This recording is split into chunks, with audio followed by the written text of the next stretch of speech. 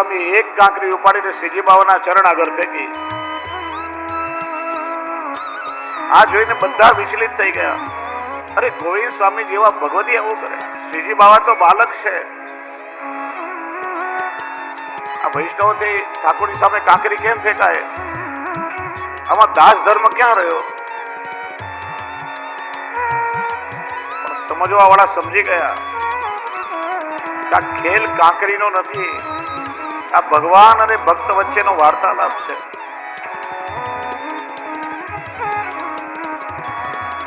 શ્રીનાથજીએ જોયું કે ગોવિંદ સ્વામી મારી સન્મુખ બેસીને કીર્તન કરી રહ્યા છે.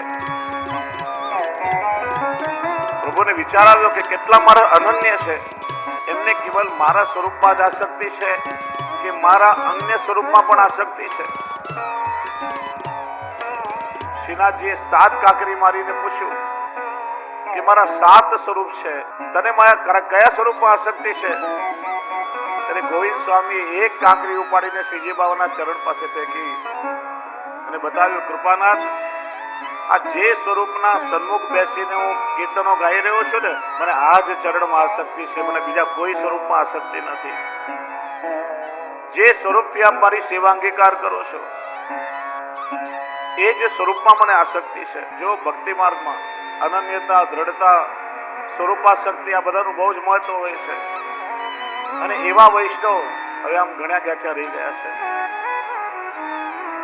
આજકાલ તો ગાડરિયા પ્રવાહની સંખ્યા વધી ગઈ છે. અહીંયા દર્શન ના થાય તો ત્યાં, ને ત્યાં ના થાય તો બીજે. તો નહીં ઓર સહી, ઓર નહીં ઓર સહી. જ્યાં જવા મળે ત્યાં ભટકવું છે. નથી એક શ્રી વલ્લભનો દ્રઢ અનન્ય આશ્રય, નથી એવા કોઈ ભગવતીઓનો સત્સંગ, નથી કોઈ ગ્રંથોનો આશ્રય.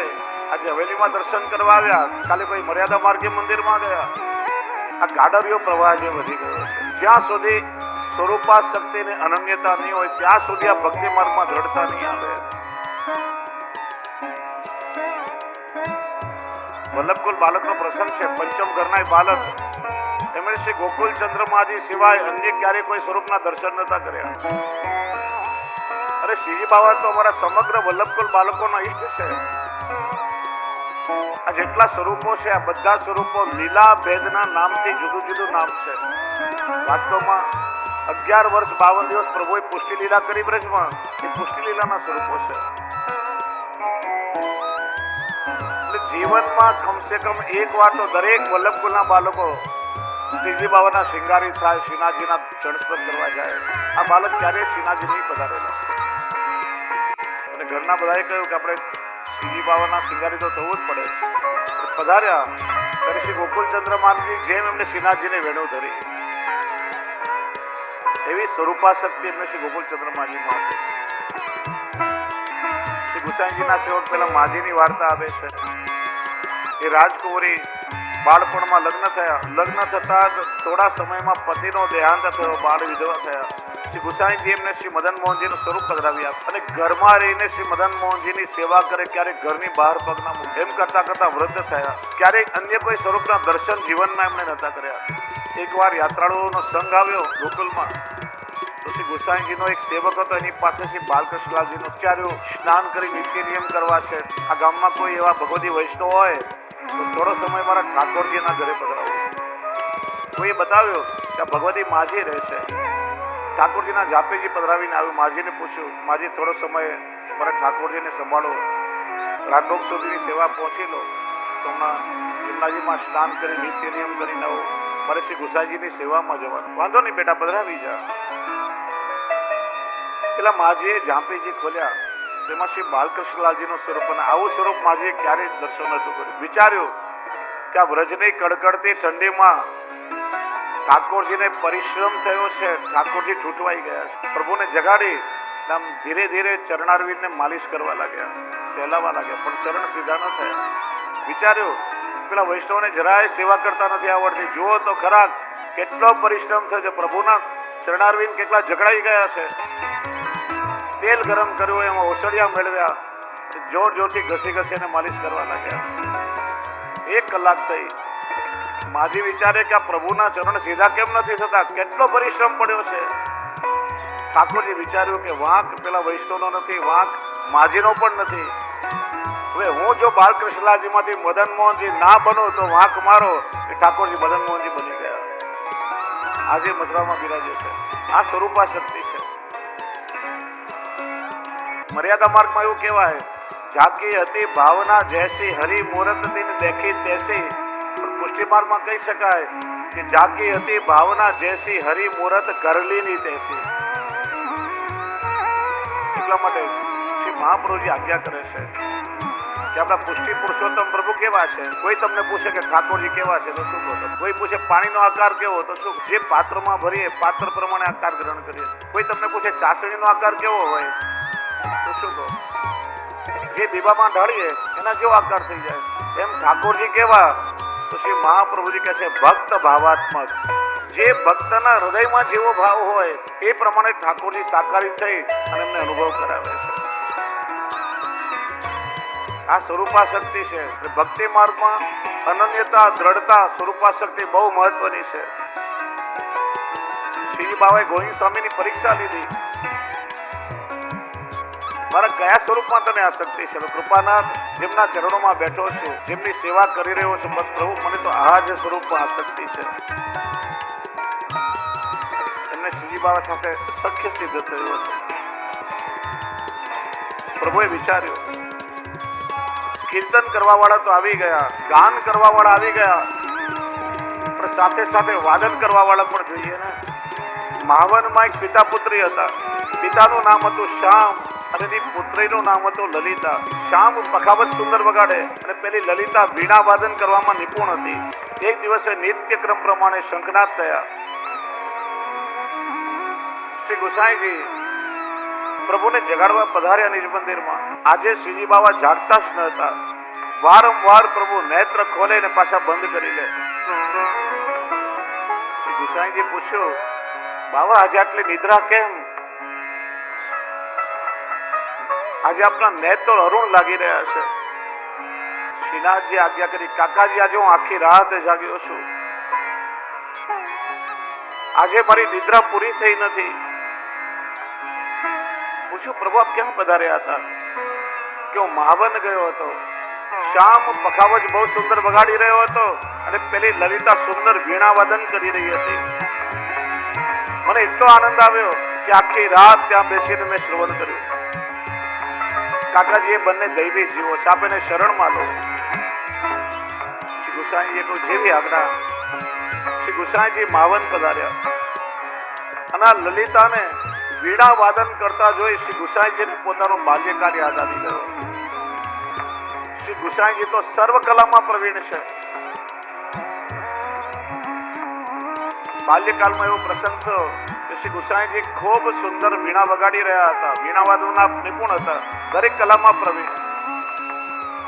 શ્રી મહાપ્રભુજી પધાર્યા અને શ્રી ગુસાઈજીને વીણા વાદન કરતા જોઈને આજ્ઞા કરી, બાવા આપણો આ દેહ ઠાકોરજીના સુખાર્થે છે. આપ વીણા વાદન કરશો તો આપની અંગુલીઓ વૃક્ષ બની જશે, કઠોરતા આવશે અને એવા હાથથી આપ ઠાકોરજીને સ્પર્શ કરશો તો પ્રભુને કેટલો પરિશ્રમ થશે. અને એ સમયે પ્રભુના સુખાર્થે આપણે વીણા વગાડવાનું છોડી દીધું. અમારી આંગળીઓ કઠોર થાય અને એનાથી જો પ્રભુને પરિશ્રમ થાય તો એવા કોઈ શોખ મારે નથી કરવા. આ પુષ્ટિ માર્ગીય ભાવના છે, જ્યાં પલ પલ ભગવત સુખનો વિચાર થાય છે. રાજનગર વાળા રણછોડજી મહારાજનો પ્રસંગ છે કે અઠવાડિયામાં એક દિવસ એમના મોટા મુખિયાજીને રજા હતા અને કારણ બીજું કઈ નહીં, આખો દિવસ એમના મોટા મુખિયાજીએ પોતાના બંને હથેળીમાં માખણ લગાડીને રાખવાનું. આજ્ઞા કરતા કે આ જાતે તમારે મારા શ્રી નટવરલાલને સ્પર્શ કરવાનું હોય. પ્રભુનું સ્વરૂપ તો અતિ સુકુમાર છે, કોમલ છે. તમારી હથેળી કોમળ હોવી જોઈએ. જરા પણ કઠોર હોય તમારા પ્રભુને કેટલો પરિશ્રમ થાય. આ ભગવત સુખની ભાવના પ્રાચીન બાળકોને ભગવતી વૈષ્ણવમાં હતી. શ્રી ગુસાઈજીએ એ માવનના પિતા પુત્રીને બોલાવ્યા, એમને આત્મનિવેદન કરાવ્યું અને શ્રી નવનીત પ્રિયાજીની સેવામાં રાખી લીધા. એટલા માટે પ્રાતઃ કાલે પ્રભુની સન્મુખ નિત્ય વીણા વાદન થાય છે. શ્રી ગુસાઈજીએ મંદિરમાં શ્રીજી બાવાનો બધો જ સેવાનો ક્રમ ખૂબ સુચારુ રૂપથી ગોઠવ્યો. પુષ્કળ વૈભવ હતો. દરેક પ્રકારે આપણે શ્રીજી બાવાનું સુખ વિચાર્યું છે. છતાંય વ્રજની ગોપીઓનું દૂધ દહીં ગોરસ પ્રભુ ક્યારે ભૂલ્યા નથી. એક દિવસ શ્રીનાથજી કુમનદાસજીને પૂછ્યું. કુંભનાથ તો બહુ પ્રસન્ન લાગી રહ્યો છે. કુમનદાસજી કે પ્રભુ આપ જેની સાથે હોય પ્રસન્ન કેમ ના હોઈ શકે? વિક્રમ સંવત 1597 કારતક સુદ 12ના શુભ દિને શ્રી ગુસાઈજીને ત્યાં પ્રથમ પુત્ર શ્રી ગિરધરજીનું પ્રાગટ્ય થયું અને એ જ સમયે કુમનદાસજીને ત્યાં પણ પારણો બંધાવવાની તૈયારી હતી. શ્રીનાથજી કુમનદાસજીને લઈ એમના એક ગામ કુમનદાસજીના ગામ જમનાવતામાં પધાર્યા. ચલ કુંભના, आज जमनावता में कोई सखी को गोरस रोकेंगे. एक ग्वाली ने ત્યાં પધારે. ગ્વાલીન ઘરની બહાર ગઈ હતી. સરસ મોકો હતો. કુમનદાસજીને લઈને પ્રભુ અંદર પધાર્યા. ગોરસની મદની ઉપર સિક્કા પર લટકી રહી હતી. શ્રીનાથજીએ કુમનદાસજીને આજ્ઞા કરી, કુંભના તું વાંકો વળ, હું તારી પીઠ પર ચડી અને આ ગોરસની માટલી ઉતારી લઈશ. કુમનદાસજી ઘોડો બનીને વાંકો વળીને ઉભા રહ્યા અને શ્રીજી બાબા એમના પીઠ પર ચડી ગયા. બે શીશ ઊંચા કર્યા, પણ પેલી માટલી સેજ ઊંચી હતી એટલે કટી પર બાંધેલું પેલું પીતાંબર સરકી ગયું. એટલે બીજા બે શ્રીહસ્ત ઠાકોરજીએ ધારણ કરી બે શ્રીહસ્તથી પોતાનું પીતાંબર પકડ્યું અને બે શ્રીહસ્તથી પેલી ગોરસની માટલી ઉતારી.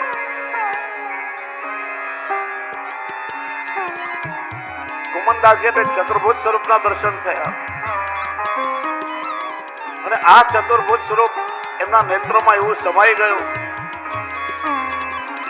એ લીલાનું અનુસંધાન કરતા કરતા કુમનદાસજી ઘરે આવ્યા. ત્યાં એમને સમાચાર મળ્યા કે પુત્રનો જન્મ થયો છે અને વિચાર્યું કે આજે ઠાકોરજી મને ચતુર્ભુજ સ્વરૂપે દર્શન આપ્યા એટલે પુત્રનું નામ રાખ્યું ચતુર્ભુજ દાસ. સાંજે કુમનદાસજી ઉત્તાપન સમય શ્રી ગુસાઈજીને દંડવત કરવા આવ્યા. શ્રી ગુસાઈજીએ કુમનદાસજીને પૂછ્યું, કુમનદાસ, અમારા નાનકડા ચતુર્ભુજ દાસ શું કરી રહ્યા છે? કુમનદાસજી કૃપાનાથ, આપ જે જીવ પર અનુગ્રહ વરસાવો એના ભાગ્યનું શું કહીએ?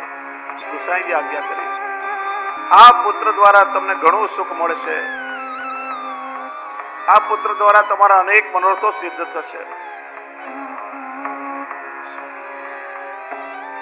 41મા દિવસે વૃદ્ધિ સૂતક ઉતરી જાય, શુદ્ધિકરણ થાય, પછી ચતુર્ભુજ દાસજીને લઈને તમે અમારી પાસે આવો. જો આ વૃદ્ધિ સૂતક આપણે ત્યાં બાળક અને માં અને 40 દિવસ પાડવું જોઈએ. આજકાલ તો બધી મર્યાદાઓ લોપ થઈ ગઈ છે.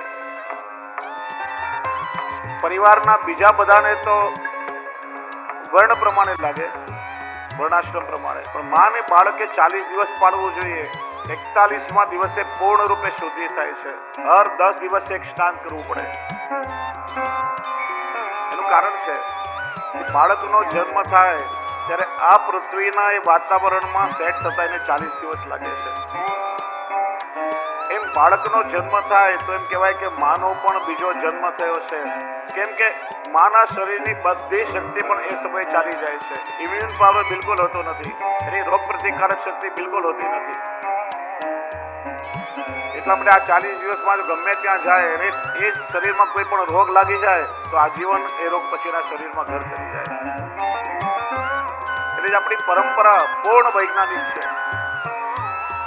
એટલા માટે 40 દિવસ સુધી એ માતાને ઘીવાળા બધા પૌષ્ટિક ખોરાક આપવામાં આવે, એની આસપાસ ધૂપ કરવામાં આવે કે કોઈ પણ વાયરસ કે બેક્ટેરિયા ત્યાં ના લાગે. આ બધું સાયન્ટિફિક છે. 40 દિવસ પછી વૃદ્ધિ સૂતક ઉતરે પછી જ આપણે ત્યાં નામ નિવેદન થાય છે. 41મા દિવસે પુત્રને શુદ્ધિ સ્નાન કરાવી કુમનદાસજી લઈને આવ્યા. શ્રી ગુસાઈજીના ચરણસ્પર્શ કરાવ્યા. શ્રી ગુસાઈજી આજ્ઞા કરી કે રાજભોગ સર્યા પછી શ્રીજીની સન્મુખ અમે આ ચતુર્ભુજ દાસજીને નામ નિવેદન પણ કરાવશું અને આત્મનિવેદન પણ કરાવશું. આ સાંભળી નાનકડા ચતુર્ભુજ દાસજી જોર જોરથી હસવા લાગ્યા. રાજભોગ સર્યા પછી શ્રી ગુસાઈજીએ બધા જ સેવકોને નિજ મંદિર તિવારીમાંથી બહાર જવાની આજ્ઞા કરી. કમાડ વાસી દીધા. કેવલ કુમનદાસજી ને ચતુર્બુદ્ધદાસજી ભીતર રહ્યા તિવારીમાં. શ્રી ગુસાઈજીએ તેમને સકલ બ્રજ ભક્તો સહિત લીલાના દર્શન કરાવ્યા. 41 દિવસના ચતુર્બુદ્ધદાસજીને આપણે અષ્ટાક્ષર મંત્રનું દાન કરી નામ નિવેદન કરાવ્યું. જો આપણે ત્યાં બે દીક્ષા છે, નામ નિવેદન અને આત્મ નિવેદન. 41 દિવસ પછી ગમે ત્યારે નામ નિવેદન થાય. ગુરુદેવ દ્વારા 3 વાર એના કાનમાં અષ્ટાક્ષર મહામંત્ર કહેવામાં આવે છે. કેમ કે જીવનો સૌથી પહેલા પ્રભુ સાથે સંબંધ કર્ણ દ્વારા નામ સાથે જોડાય છે. પ્રભુનું પ્રાગટ્ય ગોકુલમાં થયું. બ્રજ ભક્તોને પ્રાગટ્યની બધાઈ પહેલા મળી છે, દર્શન નથી થયા. આ કાનથી પ્રાગટ્યની બધાઈ મળી અને પોતાના કાનને ધન્ય માન્યા છે. 16 શણગાર સજી તૈયાર થયા. સૌથી પહેલા કાનમાં કર્ણફૂલ ધર્યા છે. આ કાન ધન્ય છે કે પ્રાગટ્યની બધાઈ મળી. જેવું નામ નિવેદન થયું તરત જ ચતુર્બુદ્ધદાસજી મોટા થઈ ગયા અને શ્રી ગુસાઈજીએ ગદ્ય મંત્ર બોલાવ્યો તો સ્પષ્ટ વાણીથી ચતુર્બુદ્ધદાસજી આખો ગદ્ય મંત્ર બોલી ગયા. 41 દિવસના. અને એ જ સમયે સારંગ રાગમાં એમણે પદ ગાયો, સેવક કે સુખ રાસ સદાશિવ વલ્લભ રાજકુમાર. 41 દિવસના ચતુર્બુદ્ધદાસજી આ પદ ગાયો. આ લીલાના દર્શન કરી કુમનદાસજી કે કૃપાનાથ, આપની કૃપાથી મને બહુ સુંદર સત્સંગ મળી ગયો. આપે કૃપા કરી કેટલા સુંદર સંઘની વ્યવસ્થા કરી આપી. પિતા પુત્ર કુમનદાસજી અને ચતુર્બુદ્ધદાસજીને જ્યારે એકાંત મળે ત્યારે ચતુર્બુદ્ધદાસજી મોટા થઈ જતા અને કુમનદાસજીની સાથે શ્રીનાથજીના લીલા પ્રસંગોની ચર્ચા કરતા. જ્યાં કોઈ આવી જાય તો ચતુર્બુદ્ધદાસજી નાના બાળક બની જતા. કેટલીક વાર એકાંતમાં પરસ્પર કીર્તનોની વર્ષા કરતા. જ્યાં સુધી કુમનદાસજી ચતુર્બુદ્ધદાસજી ને શ્રીનાથજીના દર્શન કરવા ન લઈ જાય ત્યાં સુધી દૂધનું પાન પણ ન કરતા. આ રીતે કુમનદાસજીને પોતાના અલૌકિક ભાવરૂપી સંપત્તિના વારસદાર મળી ગયા. જો આપણે શ્રીનાથજીનું ચરિત્ર શ્રવણ કરી રહ્યા સાથે સાથે શ્રીનાથજીનો લીલા પરિકર છે એમનું ચરિત્ર પણ સાથે આવે. કેમ કે એકાકી ન રમતે, લીલા કરવા માટે લીલા પરિકર પણ જોઈએ. જેમ કૃષ્ણએ લીલા કરવી હોય તો બધો જ લીલા પરિકર આવે. વસુદેવ દેવકીજી પણ હોવા જોઈએ, નંદરાયજી યશોદાજી પણ હોવા જોઈએ, વાલ બાલ બી હોવા જોઈએ, ગાયો પણ હોવી જોઈએ, ગોપીજનો પણ હોવા જોઈએ. અગાસુર, બકાસુર, કંસ આ બધા ન હોય તો લીલા કેવી રીતે થાય? એમ શ્રીજી બાવાને પણ લીલા કરવા માટે લીલા સામગ્રી હોવી જોઈએ. એટલે આપણે શ્રીનાથજી અને એની સાથે એમના જે નિજજનો છે આ બધાની લીલા મળીને લીલા ચરિત્ર બને. એટલા માટે શ્રી હરિરાય મહાપ્રભુજી શ્રીનાથજીની લીલાનું વર્ણન તો કરી રહ્યા છે પણ સાથે સાથે જે શ્રીનાથજીના છે એ બધાનું ચરિત્ર પણ આમાં આવશે. શ્રીનાથજી અને જે શ્રીનાથજીના છે એ બધાના લીલા ચરિત્રનું આપણે દર્શન કરશું. શ્રી ગુસાઈજી ભોગ રાગ શૃંગારનો સમન્વય કરી શ્રીનાથજીનો વૈભવ વધાર્યો. સેવાનો ક્રમ રસમય, સુંદર અને ચોક્કસ બનાવ્યો. 3 પરિબળો સંસારમાં આસક્તિ ઉત્પન્ન કરનારા છે: ભોગ, રાગ અને શૃંગાર. જેને પ્રભુના સુખાર્થે પ્રભુની સાથે જોડી દીધા. એટલા માટે કહે છે ને અન્ય જ્ઞાન માર્ગના સંપ્રદાયોમાં છે કે ભગવાનને મેળવવા હોય તો ઘર સંસાર છોડવા પડે ત્યારે ભગવાન મળે. બધા જ ઘર સંસાર છોડીને સંન્યાસી કે વૈરાગી બને તો સંસારીઓની શું દશા થાય? શ્રી મહાપ્રભુજી એવો દિવ્ય સૂક્ષ્મ સુંદર સરળ માર્ગ બતાવ્યો કે પ્રભુને મેળવવા માટે ઘર સંસાર છોડવાની જરૂર નથી. આ સંસારને પ્રભુની સાથે જોડી દો. સંસાર બાધક નહીં બને, સંસાર સાધક બની જશે. આપણે બધા સંસારમાં રહીએ છીએ. સંસારના વ્યવહારો નહીં નિભાવીએ કે સંસારની ક્રિયાઓ નહીં કરીએ એવું કહેશો તો નહીં ચાલે. સંસારમાં દુઃખ થશે, કષ્ટ થશે. ક્રિયાઓ બધી કરવી પડશે, વ્યવહાર પણ નિભાવવા પડશે, પણ ભાવ થોડો બદલી નાખો. હેતુ બદલાઈ જાય, દરેક ક્રિયા કરીએ હેતુ બદલી નાખ. દરરોજ સવારે ઘરમાંથી કચરો વાળીએ છીએ, ઘર ચોખ્ખું કરીએ છીએ. શા માટે? મારું ઘર છે, ચોખ્ખું દેખાવું જોઈએ. સાંજ સુધી કેટલા મહેમાનો આવશે, એકાદ કાકરી હશે તો કેવું ખરાબ લાગશે મારું. ક્રિયા છે, ભાવ થોડો બદલી નાખો કે આ ઘર મારું નથી. બ્રહ્મ સંબંધ લીધો, મેં તો સર્વસ્વ સમર્પણ કર્યું છે. અને શ્રી વલ્લભની કાનીથી એ યશોદોત્સંગ લાલિત પ્રભુ મારા ઘરે બિરાજે છે.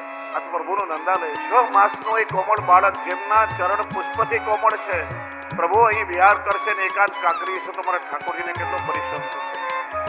અહીં આવનાર કેવલ મારા લૌકિક સગાઓ નથી, એ બધા મારા આત્મ સંબંધી વ્રજભક્તો છે, એમને પરિશ્રમ ના થાય. જો ક્રિયા એ છે પણ ભાવ અલૌકિક થયો, ક્રિયા પણ તમારી અલૌકિક થઈ. સ્નાન કરી આપણે આમ સુગંધી પરફ્યુમ આદિ લગાડીએ, કેમ? કેમ કે મારાથી બીજા કોઈને તકલીફ ના થાય, એવો ભાવ રાખો.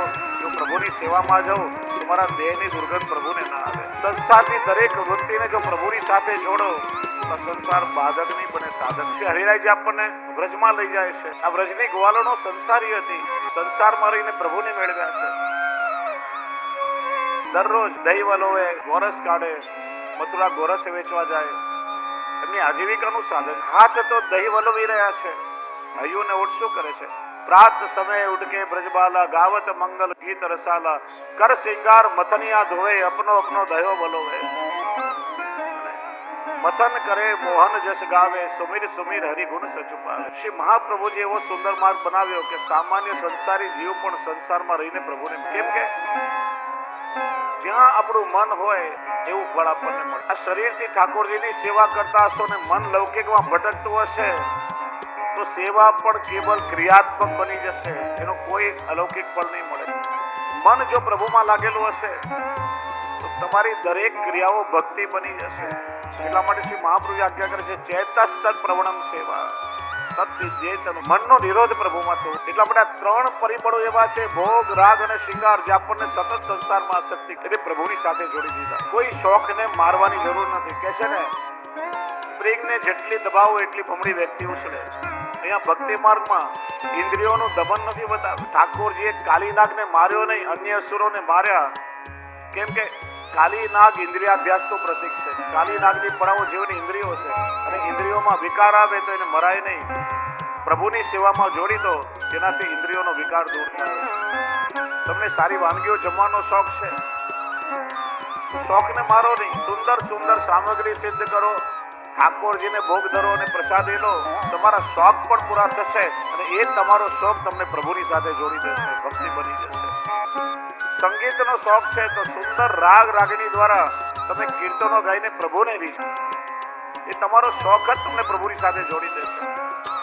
ચિત્રકલાનો શોખ છે તો સુંદર પ્રભુની પીછવાઈ સિદ્ધ કરો. હસ્તકલાનો શોખ છે, સુંદર ઠાકોરજીના વસ્ત્રો, પ્રભુ માટેનું સુંદર સાહિત્ય.